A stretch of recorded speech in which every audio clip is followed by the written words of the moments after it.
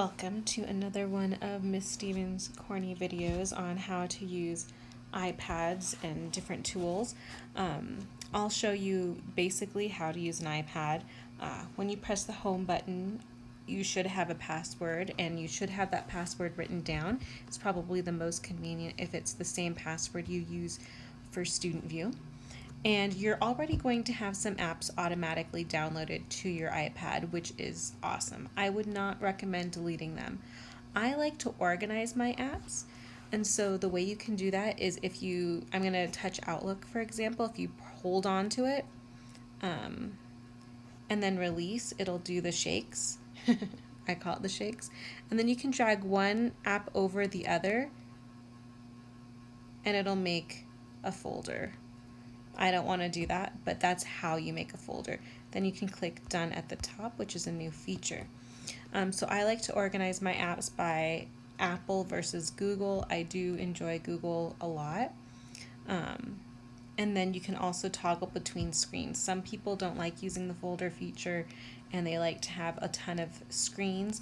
I'm not a huge fan of that, and as you can see, I need to organize a little bit more.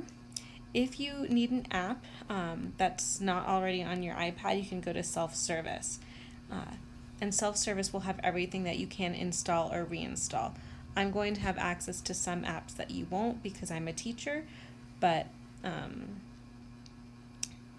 I would recommend having some of these. So Google Classroom, if some of your teachers are using that, hopefully we'll use GarageBand sometime this year. Duolingo is excellent for learning a language, so if we're not giving you enough work this year, I recommend installing it. You are going to use Google Docs, Google Drive, in my class, Google Slides as well. iMovie, hopefully. Keynote is Apple's version of PowerPoint, so you might need to use that. Khan Academy has lessons as well, so if your teacher's not explaining a concept as well as you think he or she should, hey, we're only human. Khan Academy might have a lesson on the same topic that is a little bit more understandable to you. Nearpod, we're going to be using Nearpod a lot. I think it's a really engaging way to learn about topics. Numbers is the equivalent of Google Sheets or Microsoft Excel, and Pages is Apple's version of Microsoft Word. We'll also be using Zoom. If there's an app that you want that is not available in self-service, please let me know, because I can push it to all of your iPads if you think it'll be super useful.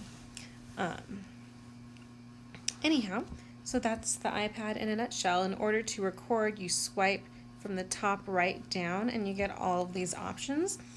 And you can click the record button.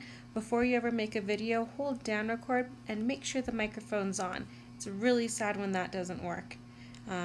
So yeah, I hope you found this useful.